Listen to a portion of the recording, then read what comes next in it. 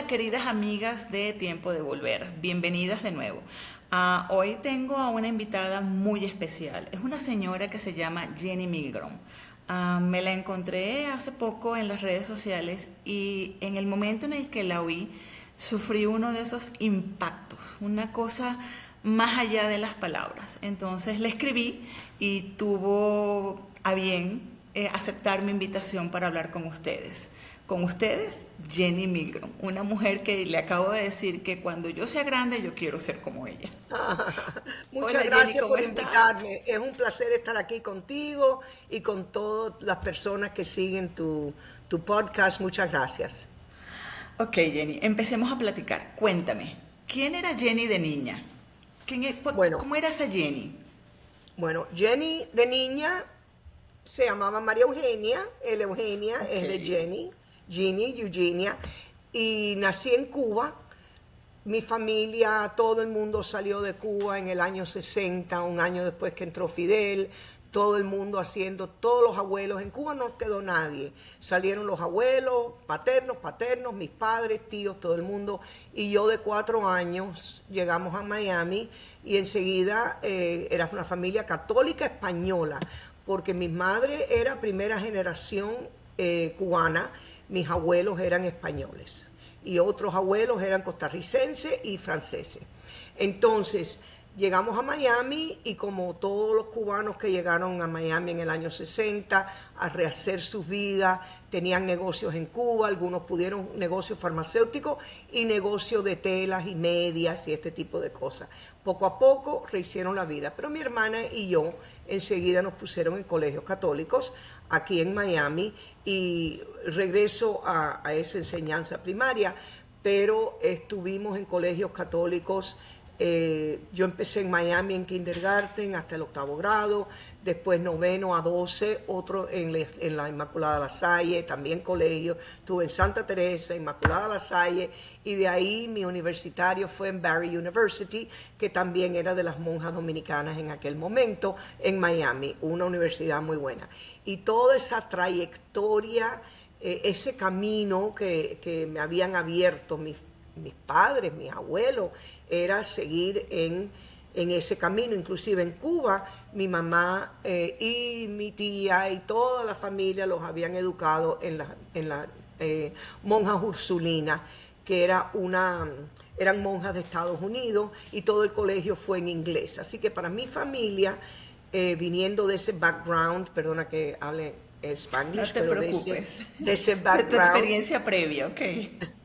ellas tenían eso que ya encajaron mejor que otras familias cubanas en Miami. Inclusive mi papá había nacido en Cayo Hueso, o sea que era algo un poco diferente y yo me encajé bien en esos colegios.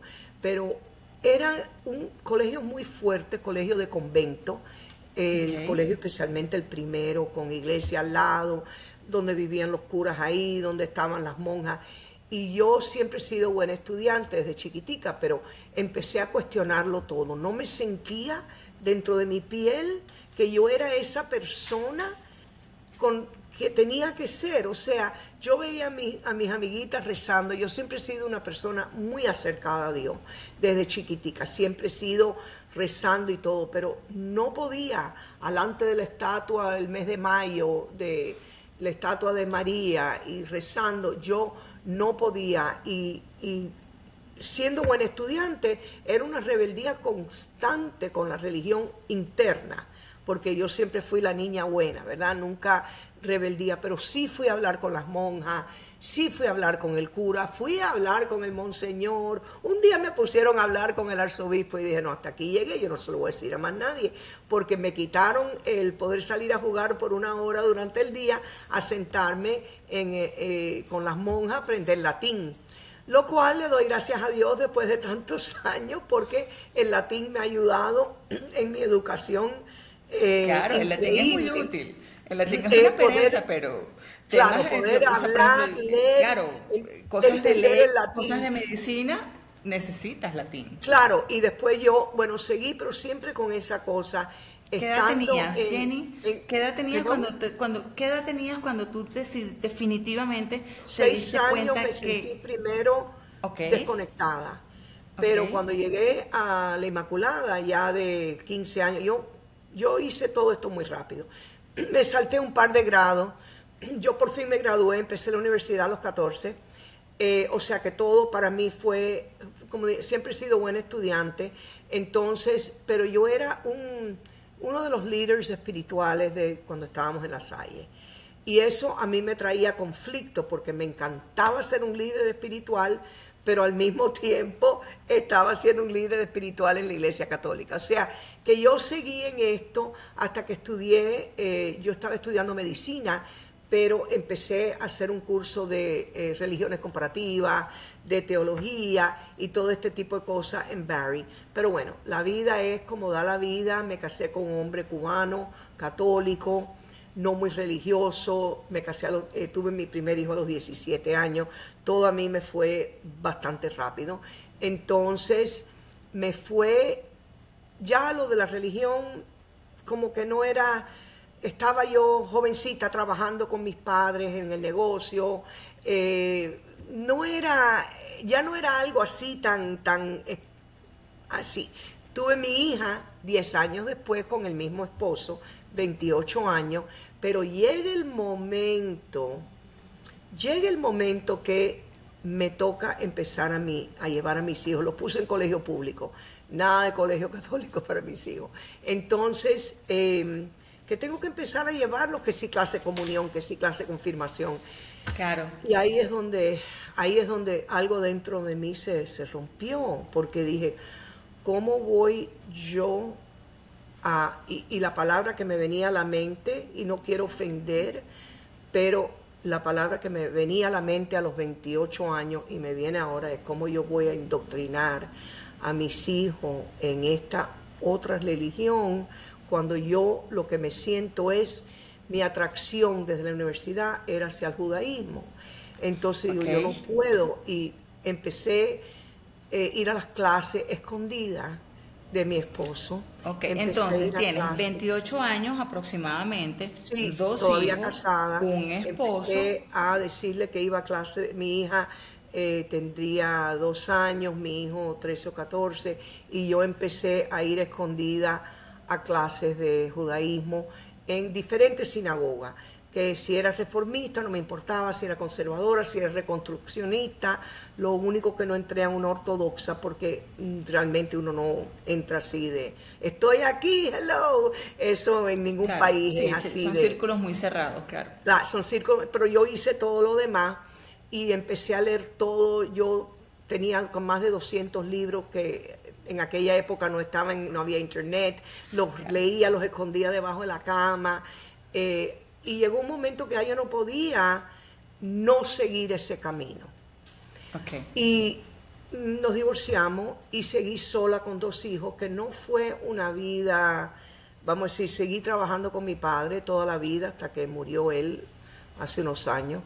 Y esa fue mi carrera, pero seguí yo buscando el judaísmo.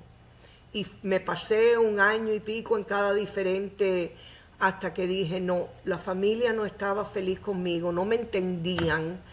No entendían este camino que yo me sentía judía. Para ellos no era algo que podían, como decía mi papá, oye, él me decía siempre, se quitó la tapa al pomo, nunca pudimos ponerla otra vez, porque yo cualquier cosa lo hago con el corazón, el alma, con pasión. Yo no paro hasta encontrarlo. Entonces ahí empecé yo a estudiar, ya separada.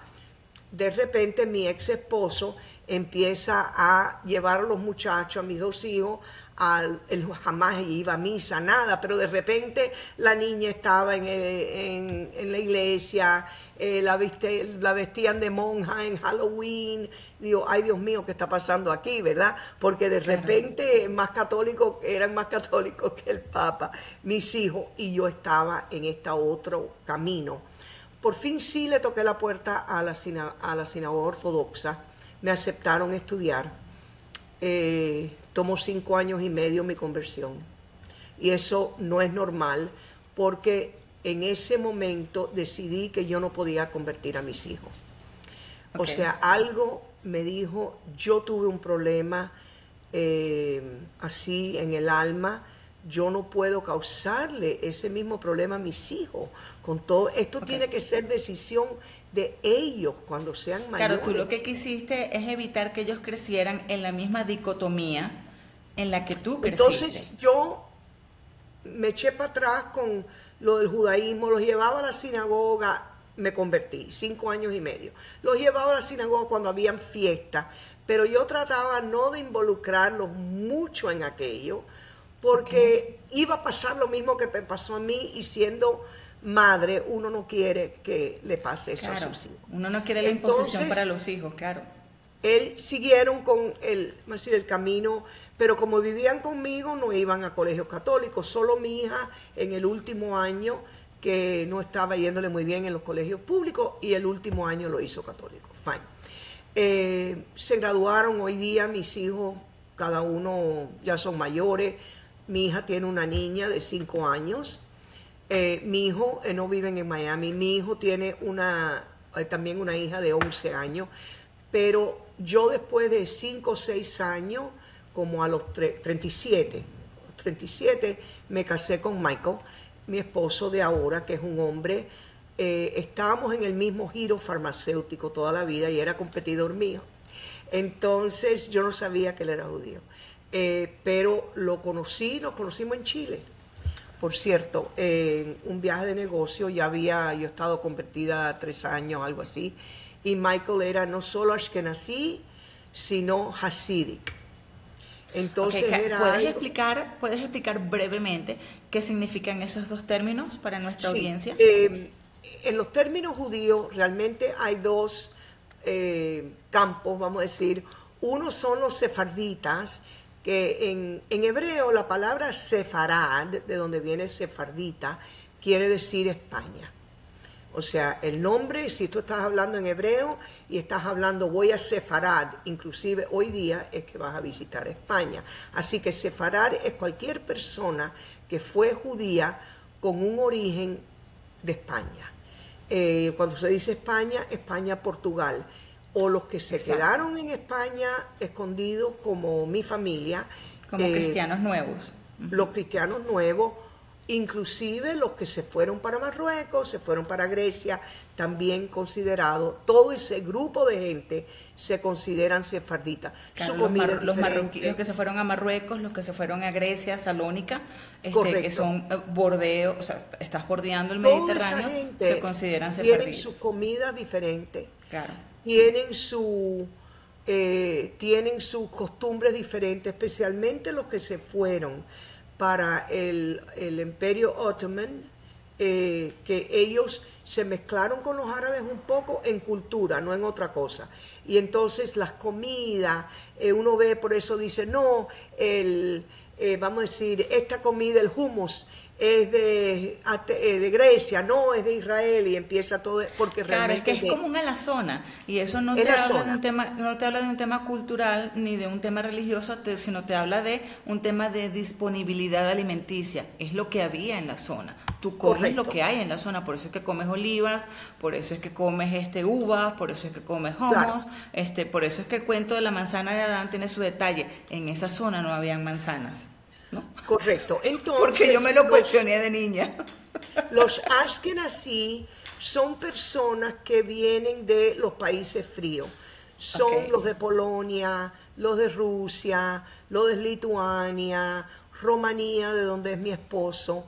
Y son esas personas que eventualmente, esa es la mayoría más fuerte que mataron en el Holocausto, porque eran la Alemania, eran la gente de estos países que fueron llevando trenes, o sea, el ashkenazí. El sefardita también, pero no al nivel del ashkenazí.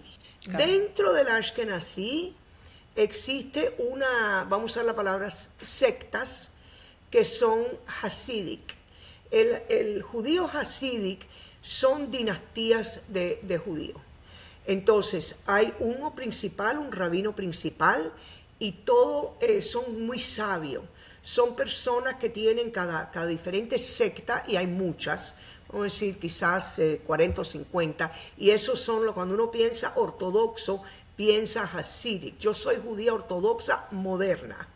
Pero los Hasidic son los que se ven con los sombreros de piel, el traje, a veces con medias blancas. Son personas que nosotros, que somos ortodoxos, decimos que son ultra ortodoxos. Claro, para nuestra audiencia, cuando uno va a New York y está en los alrededores del distrito joyero, que puede ser más o menos Midtown, esos son los judíos hasídicos. Claro, entonces se reconocen porque están vestidos y algo interesante es que cada, por ejemplo, tipo de sombrero a veces son grandes, a veces son chiquitos, sí, son de piel, a veces siguen. Cada tipo de sombrero determina cuál secta es. O sea, claro, yo puedo mirar esos sombreros y saber, bueno, este es de esto, este es del otro, todos son diferentes.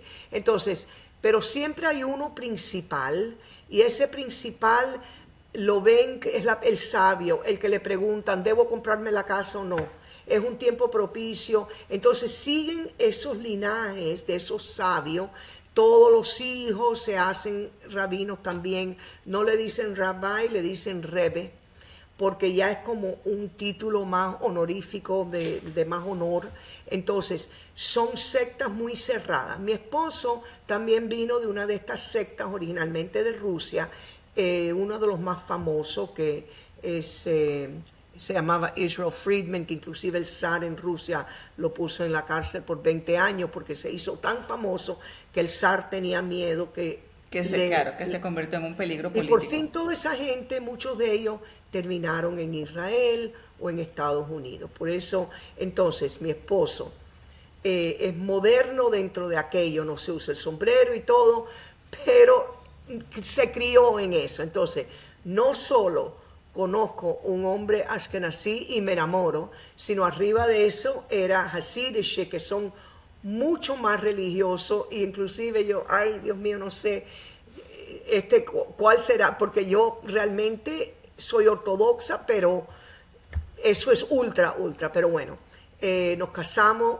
hoy día llevamos 33 años de casados, criamos a mi hija en ese ambiente ortodoxo, entonces mis hijos se criaron en eso. Y yo, para todos los efectos, vamos a decir, para todos los efectos del mundo judío, yo era conversa, casada con un hombre con una clase de pedigree, de background muy ilustre.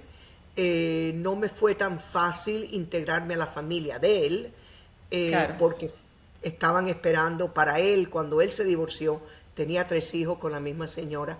Cuando él se divorció, yo creo que la familia esperaba a alguien de este mismo nivel. De su mismo entorno, claro. Es lo que se considera coherente o consistente, ¿no? Una cubana convertida. Y viene Michael y se empata con esta señora. Sí, cubana norteamericana. Bueno, de haber sido un shock cultural. Pero te cuento cómo fue esa aceptación. Y yo sé que me dices si me estoy yendo mucho, pero yo creo que... No, yo antes de hablar de eso me encantaría que me contaras esa historia tan bonita de tú buscando tus 15 abuelas, que de paso es déjame el título yo lo de voy tu a decir libro. un momento, solo déjame contarte cómo fue que me aceptó la familia de Michael. Cuando por fin decidimos que nos vamos a casar, me lleva a Israel. Toda la familia de mi esposo vive en Israel, nadie vive fuera de Israel. Los 3 hijos, hoy día 22 nietos, 2 bisnietos, la madre, todo el mundo vive en Israel. Entonces me lleva a conocer al familión, a esta cubana. Y entonces enseguida la mamá, que hablaba hebreo y francés, yo gracias a Dios puedo hablar francés. Entonces me lleva a uno de estos altos rebis, los de los sombrerotes. Y era el más alto de la familia. Y me lleva para que él me dé una bendición. Y él le dice a ella, esta vas a tener mucho más orgullo de la previa. Y lo único que tuvo que decir este Revi, que es como la voz, era que iba a tener más orgullo de mí que de la previa esposa de Michael. Ahí ya toda la familia, brazos abiertos, era como si se hubiera abierto el cielo. Pero de todas maneras, yo seguí en esta vida en mi sinagoga ortodoxa aquí en Miami, y seguí mi vida normal y corriente Y mi abuela, todo materna, ella me estaba enseñando siempre diferentes recetas y cosas en la cocina. Y casi todas las tradiciones de la cocina que ella me enseñaba, yo no me di cuenta, yo no puse uno y uno, Claro. eran dos. Ella me estaba enseñando una serie de costumbres que son costumbres judías, de kasher, de la cocina. Me enseñaba a chequear si los huevos tenían sangre, me enseñaba a chequear si los vegetales tenían animalito, me enseñaba a barrer hacia el centro del cuarto, porque ese es una de las cosas más importantes que muchas de nuestras familias, que éramos familias conversas, después que nos quitaron las mesuzá, los rezos que siempre tenemos en la puerta, las mujeres de los 1500 no tiraban basura hacia afuera de su casa, porque no querían dañar el camino, vamos a decir, santo que tenía la mesuzá. Entonces, desde ese momento, tiraban toda la basura para el centro de la casa y de ahí las recogían, que es una costumbre súper conversa, o sea, eso de aquel entonces. Pero bueno, entonces en eso mi abuela siempre me decía, Mari, qué peligroso, eso que estás haciendo es tan peligroso. Y yo, como no sabía, mi familia nunca fue católica, o sea, fue católica, pero mi hermana y yo en estos colegios católicos, y mi familia los domingos nunca iban a misa. Nos esperaban afuera, dejaban a mí y a mi hermana en la puerta de la iglesia los domingos a las 12 del día, lleno de familias cubanas, todo el mundo abrazándose, los abuelos, todo el mundo. Y mi hermana y yo solita salíamos de ahí y íbamos a almorzar a un restaurante. Ni los abuelos maternos, ni mis padres, ni un pie en una iglesia. Inclusive, las dos nos graduamos, siempre lo hacían en la catedral aquí en Miami o en una iglesia. Y la graduación con el diploma y todo, nos dábamos cuenta que mis padres y los abuelos estaban esperando fuera de la iglesia. Afuera, o sea, que ellos no entraban a la iglesia. ¿Ellos sabían por qué no entraban a la iglesia o sencillamente no tenían la es menor un idea. hábito? Okay. Entonces se muere mi abuela y el día que se muere, y yo observo el sábado. O sea, yo soy ortodoxa, o sea, con todo lo que conlleva, no manejo, todo lo que conlleva, yo soy una judía ortodoxa, de origen español y portugués, así como yo me considero, no sefardita porque mi familia no se fue, se quedaron escondidos en España. Yo me considero, cuando si me preguntas en la calle, soy una mujer ortodoxa, judía, española, portuguesa. Así es lo que yo me considero. Ese es mi Entonces, ellos, te interrumpo un momento. Entonces, ellos no migraron porque muchos cristianos nuevos tuvieron que irse. Algunos tomaron la vía italiana, otros tomaron la vía francesa, siempre en buena medida apuntando hacia Ámsterdam, los Países Bajos. Los tuyos lograron convencer a la Inquisición, o sea, lograron engañar a la Inquisición y lograron quedarse, o sea, fueron lo suficientemente convincentes como cristianos nuevos, ¿cierto? Correcto. Y Punto yo positivo, y si lo lograron. muchas otras familias, porque voy un poco en orden. Entonces se muere mi abuela y era un viernes 7 de la mañana y voy donde ella todavía estaba en la casa y era mi abuela materna y mi mamá me dice, tenemos que enterrarla en 18 horas. Digo, pero mami, por favor, tú eres católica, tú puedes enterrarla el lunes, porque yo no puedo ir el sábado. Estaba como a 1 hora por carretera. Yo hablé con mi rabino y dice, bueno, tú puedes dormir en la casa del velorio. Pero era viernes, 7 de la noche. Entonces me dolió en el alma porque ella y yo estábamos muy pegadas, pero no fui al velorio. Y lo pienso mucho, ella murió en el 93. Ya Michael y yo estábamos casados, nos casamos en el 92, y él me dijo, yo hago lo que tú necesites hacer. Menos nos íbamos manejando, o sea, no era una opción ni para él ni para mí. Entonces siempre, como dije, siempre he sido una mujer muy religiosa.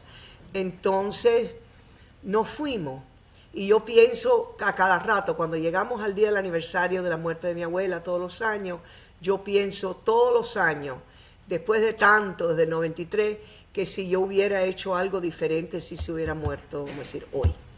Y no, En ningún momento dije hubiera dejado que un no judío me manejara, hubiera ido en bicicleta, o sea, una toda de esas, pero no. Pero de todas maneras no fui al velorio y mi mamá lo hizo el próximo día porque esa es la costumbre judía. Digo, pero ven Claro. acá, ¿cómo la vas a enterrar el sábado?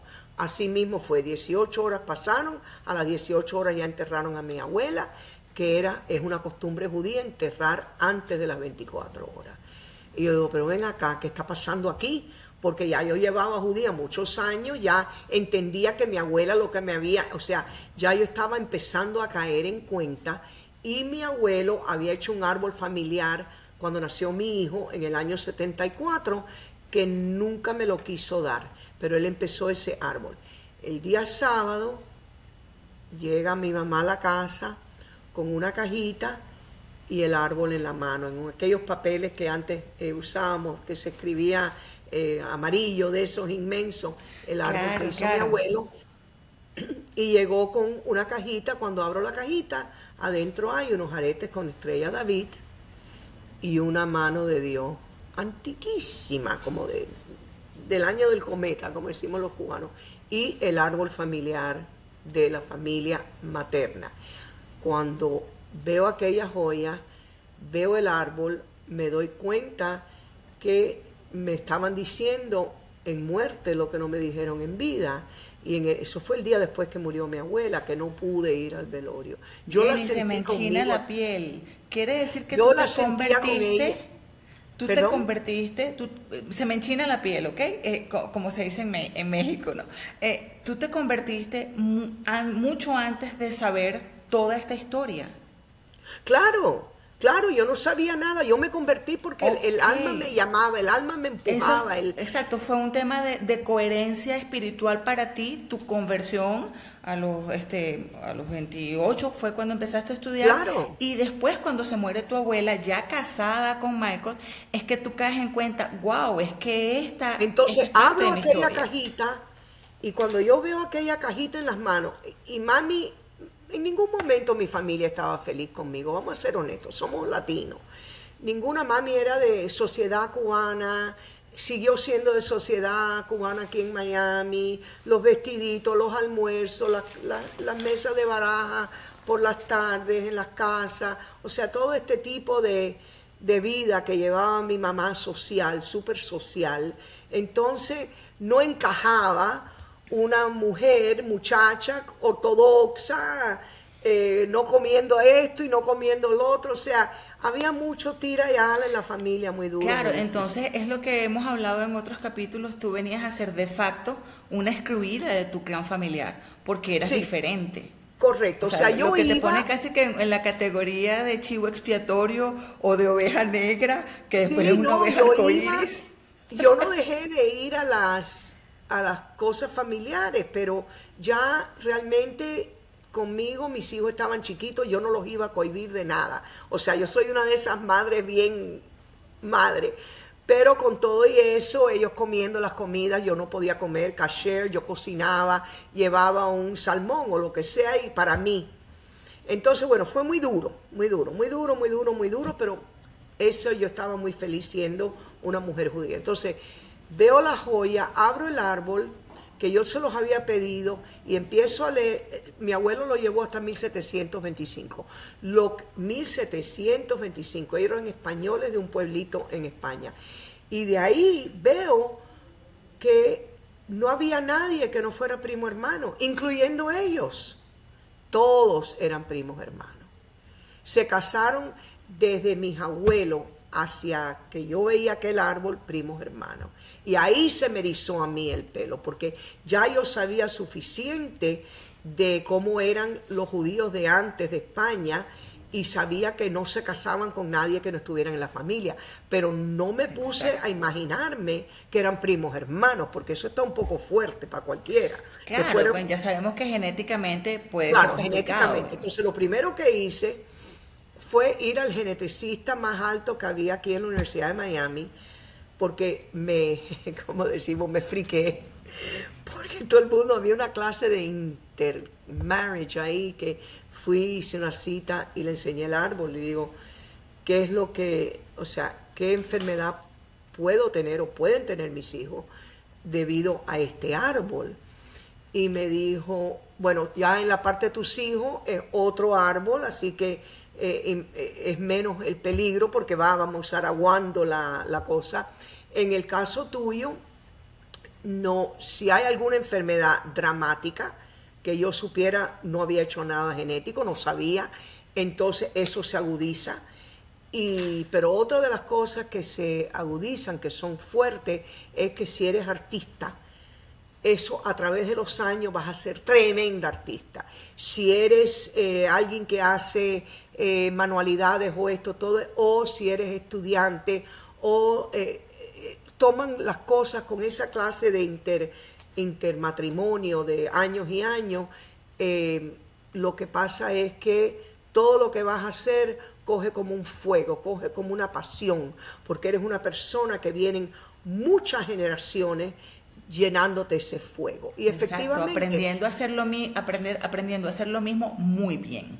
Mi hermana, artesanía, hace joyas en oro, estudiante tremenda, yo siempre fui tremenda estudiante, yo hago mosaico, hago collares, hago de todo, o sea, ese tipo de artesanía. Mi abuela hacía todo tipo de artesanía, mi mamá pintora famosa, pintora en óleo. Tengo todos sus cuadros aquí en esta casa y mi hermana en la de ella. Mi mamá enseñó en el Metropolitan Museum of Art en Nueva York. Mami era una pintora en óleo famosísima. Entonces, todo este arte que tenemos en la familia, todo esto, entonces el geneticista me dejó más tranquila, ¿verdad? Pero bueno, entonces agarré el árbol y dije, bueno, yo tengo que encontrar la verdad, porque como yo no pude convertir a mis hijos, y yo estoy tan feliz como judía, yo tengo que buscar la verdad.